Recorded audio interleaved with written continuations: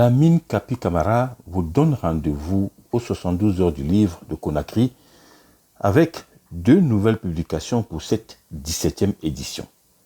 Et pour vous dire d'abord que, ça va être mon 12e livre et il s'intitule Samori Touré et Koyamara Camara. Samori et Koyamara. Samori, c'est un héros national, pas seulement national, même dans la sous-région, une figure de proue de la lutte anticoloniale en Afrique de l'Ouest ici. Donc il y a une légende, il y a des légendes autour de lui, du personnage. Et il avait un protagoniste qui était le chef avant lui. C'est donc les relations entre ces 2 personnages clés de notre histoire que je retrace dans le nouveau livre qui va être édité et qui va être présenté lors des 112 heures du livre. J'aurai un 2e livre aussi à présenter, qui est le titre, c'est Les contes de Kapi. Ce sont des contes du terroir, mais très souvent philosophiques, mais qui ne finissent pas comme les contes d'avant.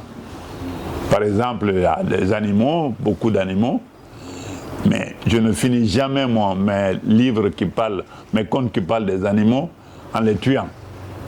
Donc je développe une partie moderne sur la biodiversité. Donc ce sont les 2 livres que je me prépare à présenter cette année lors des 112 heures du livre de Conakry.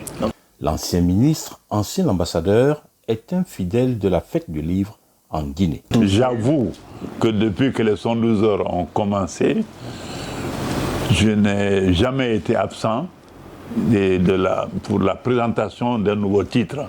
Donc déjà 12 titres, c'est le 12e qui va sortir maintenant, Koyamara, Samori et Koyamara.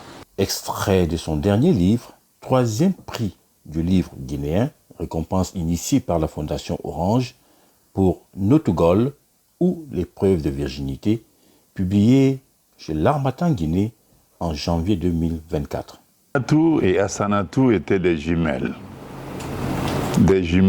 qui ne se ressemblaient pas, aussi bien dans leur caractère que leur physique. À tout point de vue, elles étaient fort différentes. Autant la première était enjouée et toujours portée vers ce qui pouvait disparaître, ce qui pouvait être distrayant, autant la deuxième était timide, consciencieuse et sérieuse dans tout ce qu'elle faisait, particulièrement à l'école où elle obtenait d'excellents résultats. Pendant que Ousenatou cherchait toujours à jouer à quelque chose, en chantant gaiement, Asanatou, toujours studieuse, un cahier ou un crayon à la main, étudiait, travaillait encore.